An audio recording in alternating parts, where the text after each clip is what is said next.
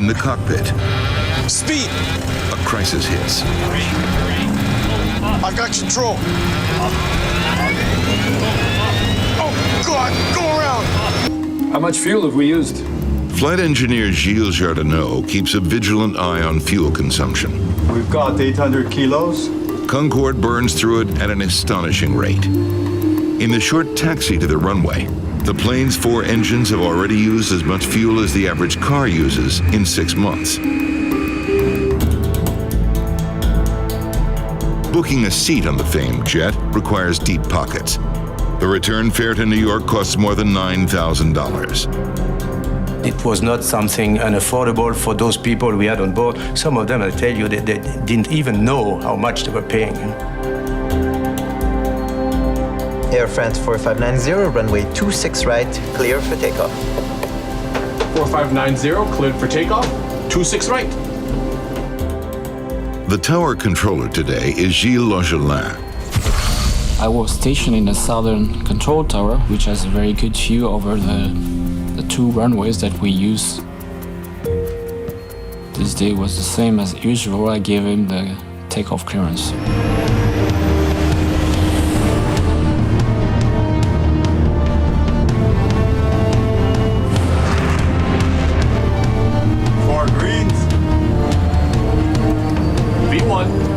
The first officer tells the captain they've reached V1, or decision speed.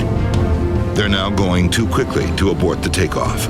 You cannot stop anymore. You have to go on. You have to continue takeoff, whatever happens.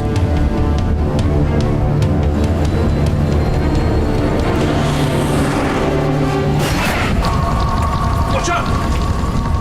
Suddenly, the plane begins veering left. The flight engineer urges the captain to abort the takeoff, but it's too late to stop. Captain Marty lifts the supersonic jet into the air. Gilles Longelin realizes he's now watching a disaster. It was a very unexpected situation to see flames on an aircraft that is departing on the runway. You don't have time to lose, so immediately I've pushed the red button, which is a button for alert. 4590, you have flames behind you. Roger! The plane is engulfed in flames. Failure, engine 2. Engine fire procedure. Captain Marty struggles for control as the engineer shuts down the burning engine and activates a fire extinguisher. What's the airspeed? The plane's airspeed is now dangerously low.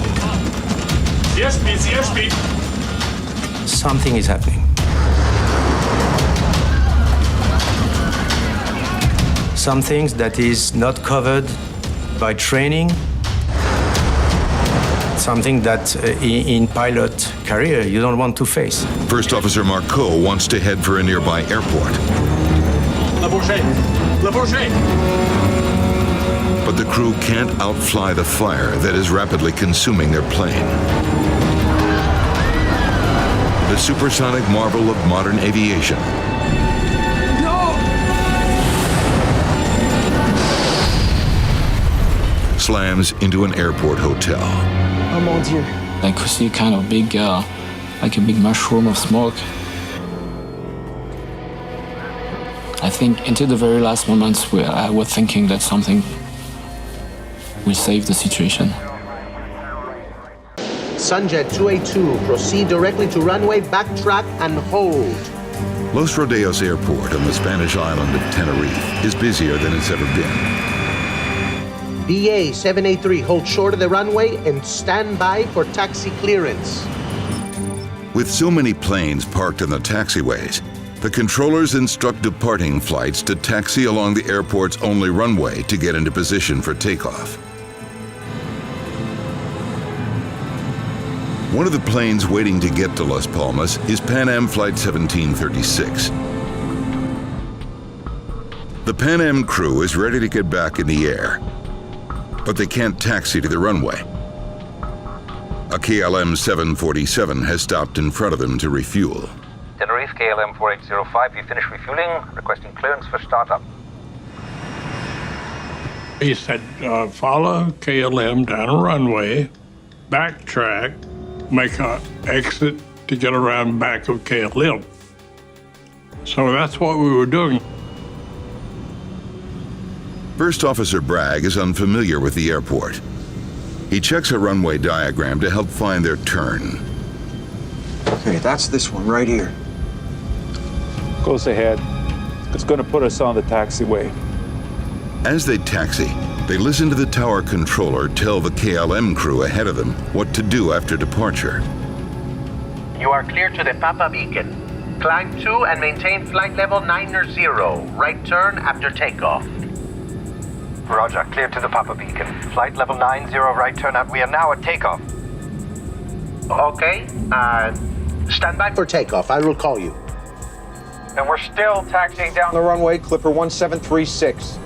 Papa Alpha 1736, report runway clear. Okay, we'll report when we're clear. Thank you. The Pan Am crew will be turning off the runway in just a few more yards. But now something's wrong. First Officer Bragg can see a plane through the fog. I think he's moving. Look at him. That idiot's coming. Saw KLM too. Get off.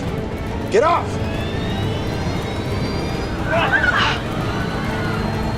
Captain Grubbs tries to steer clear of the oncoming KLM. But it's bearing down on them at nearly 200 miles an hour.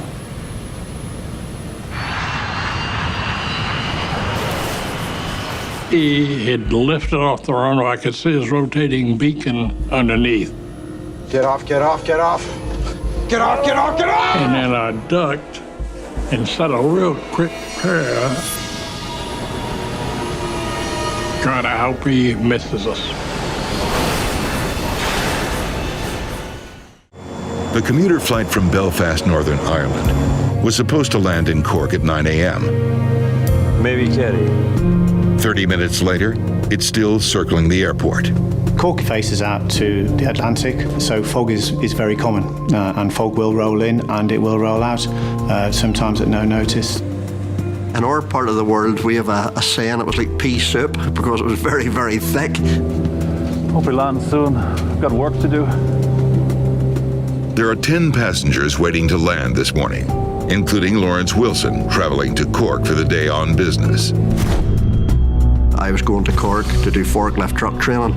I had been in that same location doing the same course several times before, so it was sort of really old hat to go down. I've done it before. Today's flight is aboard a Fairchild Metro 3. Flying the plane today is First Officer Andrew Cantle of England. While he concentrates on circling over Cork, Spanish Captain Jordi Sola Lopez is checking the weather at nearby airports. Surface wind is calm. Visibility is 900 meters in fog. All copy, thanks very much. And the weather, is it improving in Cork? At 9:35, the controller tells the captain the fog is lifted slightly. Visibility at touchdown zone is 500 meters. Okay, in that case, any chance to perform one approach there? You are clear to land runway 17. Clear to land, runway 17. After 30 minutes circling the airport, the crew must now shift focus to the complex task of getting their plane on the ground.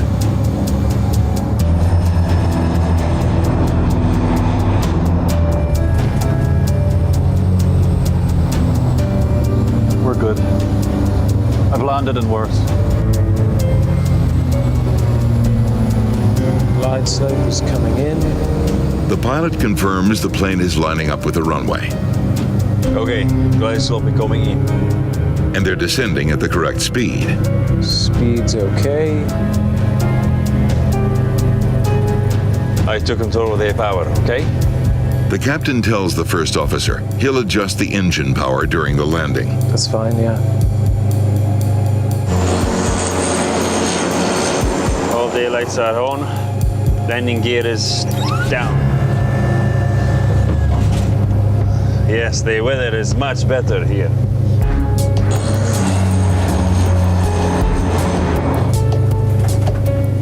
So I was on the left-hand side of the plane, looking out just behind the wing. And I remember I couldn't see anything, no runway, nothing at all. The captain pulls the thrust levers back to reduce power.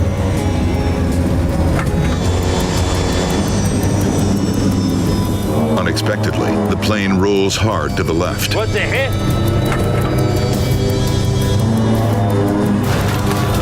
Go around. Go around.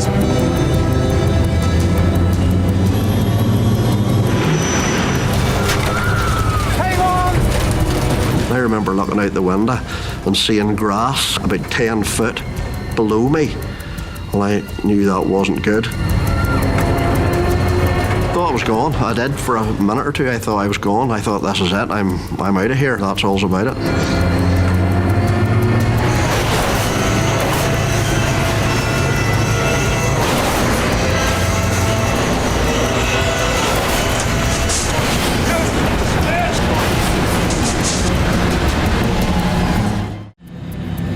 Continental Airlines Flight 1404 is being prepped for its departure from Denver, Colorado. Captain David Butler and First Officer Chad Levang will pilot the flight to Houston. The plane is a Boeing 737, a short to medium-range twin-engine jet that has become the best-selling commercial jetliner in history. Continental 1404, Denver Tower, runway 34 right, position and hold. Position hold 34 right, Continental 1404. Runway 34 right is one of 6 runways at Denver International. Continental 1404, wind 270 at 27. Turn right, heading 020. Runway 34 right is cleared for takeoff. The controller provides the pilots with a runway wind reading of 27 knots and clears them for takeoff. Heading 020, cleared for takeoff, runway 34 right, Continental 1404.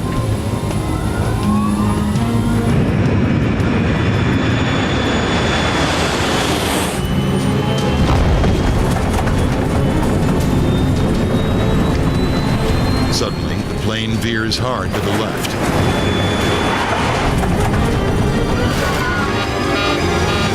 The plane races off the runway at a speed of more than 100 miles an hour. It's completely out of control. Reject! Reject!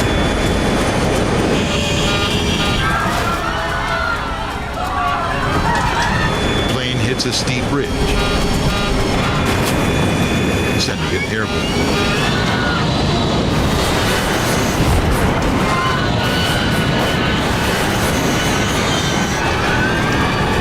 Flight 1404 finally comes to a stop 700 feet from the runway.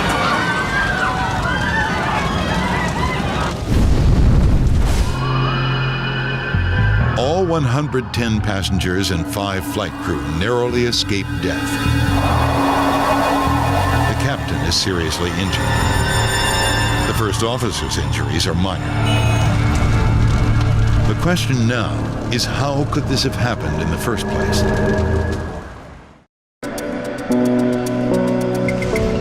Landing at LAX can be a challenge for pilots. The airspace around the airport is often thick with traffic. On average, a plane arrives or departs every 50 seconds. Each of its 4 runways handles both takeoffs and landings. Taxiways intersect the runways at dozens of locations. The airport can be a maze of stops and starts for pilots following instructions issued by controllers. Local controller Robin Washer is overseeing the 2 north runways at LAX, 24 left and 24 right. The investigation into the deadly collision on runway 24 left focuses on Robin Washer's conversations with the 2 planes involved. The answer will raise alarming questions about the safety of all passengers flying to and from LAX. The air traffic control tapes reveal that Robin Washer instructed both the SkyWest Metroliner and the USAir flight to use runway 24 left at the same time. NTSB investigators now know that human error played a major role in the collision at LAX. This situation that occurred is a situation that no controller wants to go through. You train your whole career for this not to happen. And when it does happen, it's you can't even describe the feelings that you go through. A situation like this could potentially happen to anybody. We are all human. After the accident, Washer left her job at LAX and never worked as an air traffic controller again.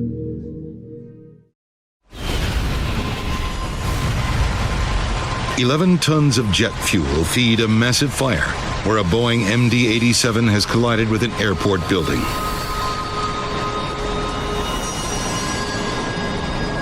Awful, terrible devastation, the collapse of a roof of the hangar, and the saucer plane completely destroyed in many different parts, and unfortunately the dead bodies.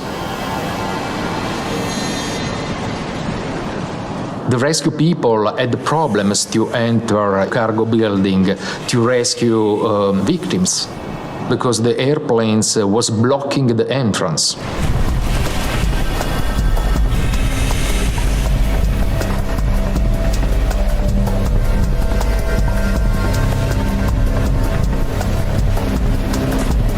Some 14 minutes have passed since the crash.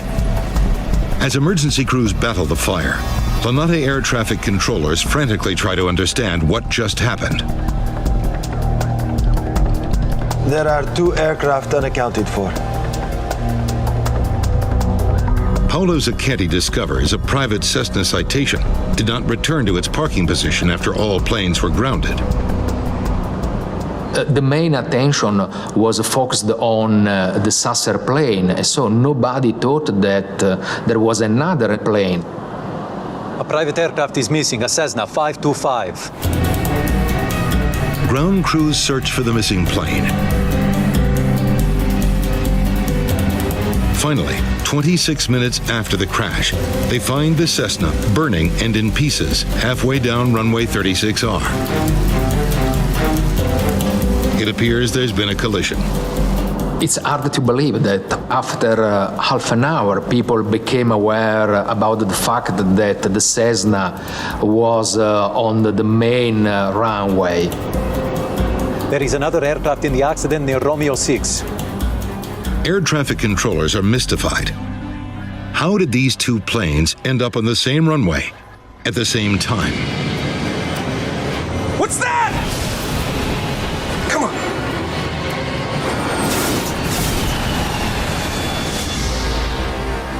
Two planes are destroyed. A hangar is in ruins.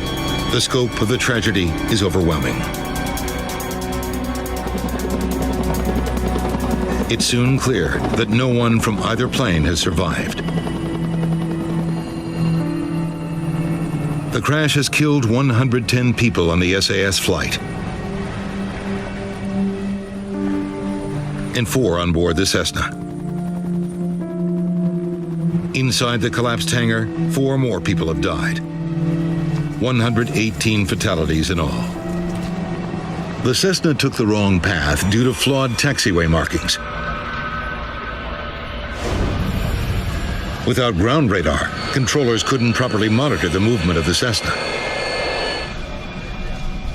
Add fog into the mix, and disaster was inevitable. When the Cessna and the SAS aircraft started moving, they were both doomed. The accident was now inevitable. 28, you are clear for takeoff. Stop! 137 people are on board this British Airtours flight. I could see orange flames inside the back of the engine. Within minutes, nearly half of them will be dead.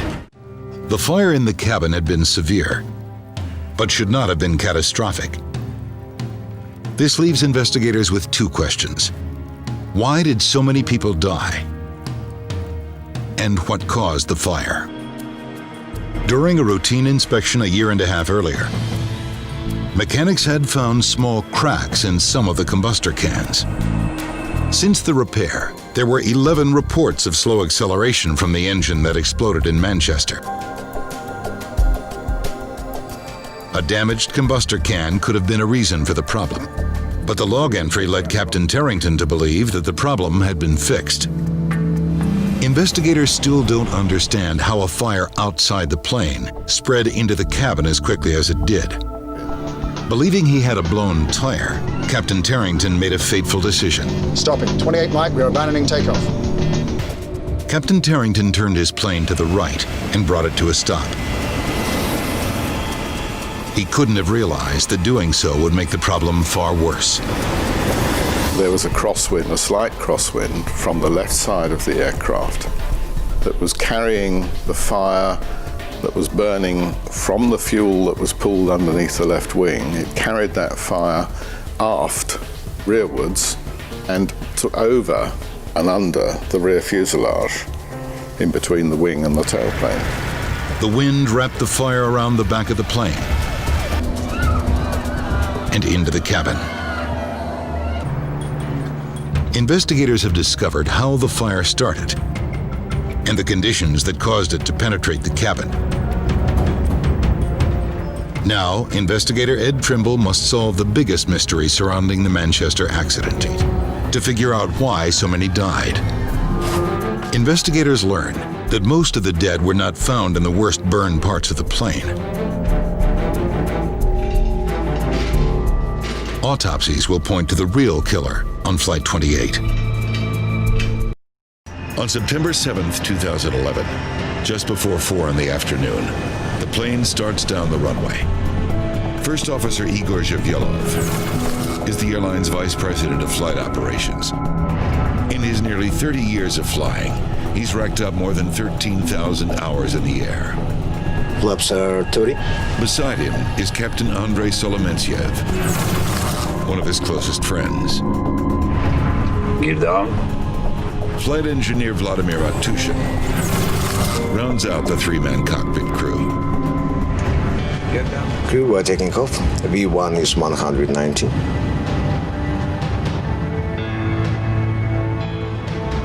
The flight engineer watches the gauges. It's his job to advise the captain when the plane reaches takeoff speed. The engine power should determine just how fast you get, and if it's done properly and the flaps and slats are set right, you will have the right lift generated by the speed to get you off the ground safely, as almost always happens. Rotate. The flight engineer called rotate, and the captain displaced the yoke to rotate the elevators up to about 10 degrees. This would have been sufficient for creating that takeoff attitude and the airplane lifting off. But the plane stays on the ground. Some of the passengers sense trouble. The runway is 3,280 yards long. The crew must lift off before the 2,800-yard mark, or they won't be able to stop safely. The plane has enough speed and should get airborne. 220. But instead of lifting off, the Yak-42 keeps going, past the end of the runway. Going off the runway at the end of a takeoff roll. What you doing? The crew struggles desperately to get the plane off the ground. Finally, they succeed.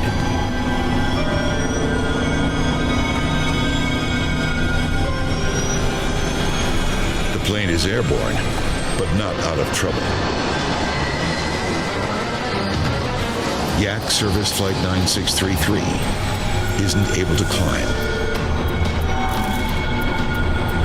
and the pilots lose control. It crashes 500 yards from the end of the runway. It's early morning on the Indonesian island of Java. A Boeing 737 flies high overhead. The crew of Garuda Flight 200 is getting ready to land. There are 133 passengers in the cabin. They're nearing the end of a short flight from the Indonesian capital of Jakarta, 265 miles southeast of the city of Yogyakarta. Kyle Quinlan is also headed to Yogyakarta. He's an Air Force security officer. I was working for 34 VIP Squadron. They're the guys who look after security for Prime Minister, heads of government and stuff like that. We had to travel internally on civilian aircraft. The plane is less than 15 miles from the airport. Whoa, strong wind. They hit some slight turbulence. Garuda 200, you're clear to approach runway 09er. Let me know when you have the runway in sight. Copy that. The bumpy ride doesn't alarm the experienced captain. Flaps 1. He continues with a landing approach. Flaps 1. And calls for the flaps to be extended. Flaps increase the wing surface area, adding the crucial extra lift needed at slower speeds.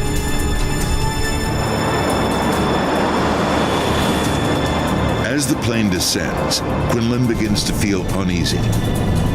His Air Force training tells him something's not right.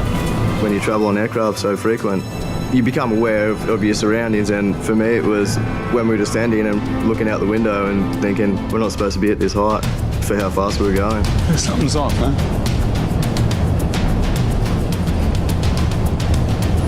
Clear to land, 2 miles out. Quinlan can't shake the feeling the plane's dropping too fast. What can you do? You're stuck here, you know, like there's nothing that you can do except for tighten up the seatbelt and just hang on and just ride this out, and hopefully we make it, you know.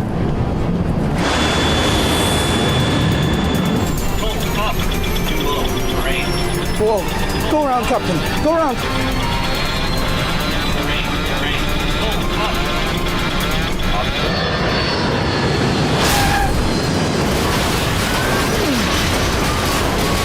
We landed and we bounced.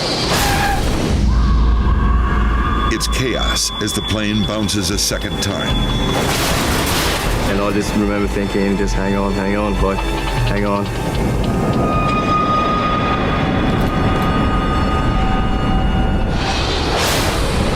Then a third impact, and the plane isn't stopping. We're scraping on the belly. I can hear the wings, the engines, everything.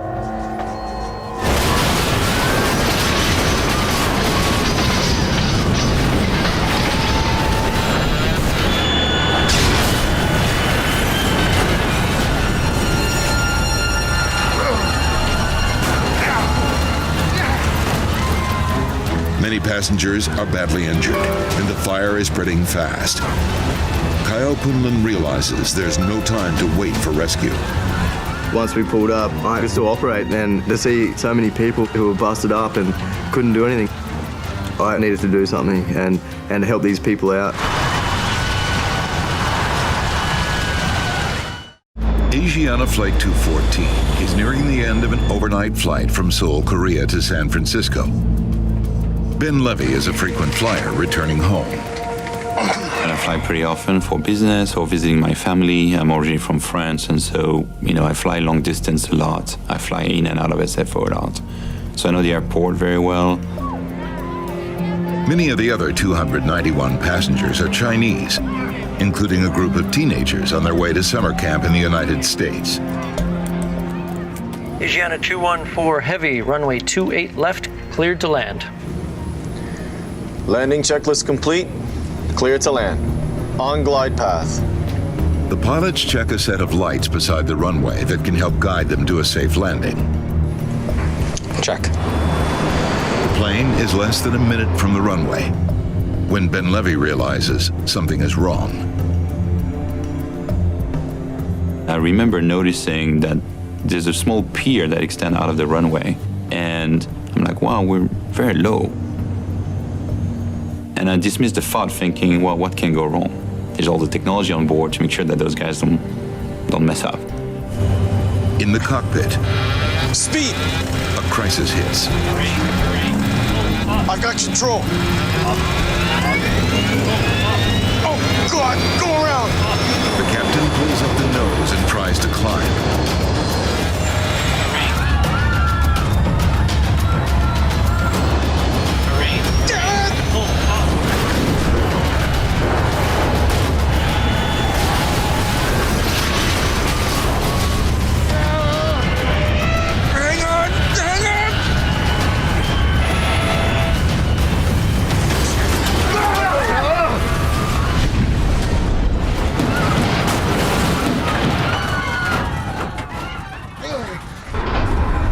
brutal impact has torn the tail off the body of the plane. An engine is burning. If fire spreads to the fuel tanks, the plane could explode. Let's see if we can open this door. But getting down to the ground will not be easy. I'm expecting at that point to see a slide open, right? The whole like, hey, you open the door, the slide is gonna open, and there's no slide. Whoa, okay. Help each other. Come on. Luckily, some crumpled pieces of the fuselage have formed a makeshift set of stairs. Ben Levy stays by the door to help the other passengers climb down. Come on. At San Francisco International Airport, runway 28L is a disaster zone. Fire crews battle to keep flames from consuming the fuselage of Asiana Flight 214. With rescuers now on board to help the injured, Ben Levy finally heads to safety.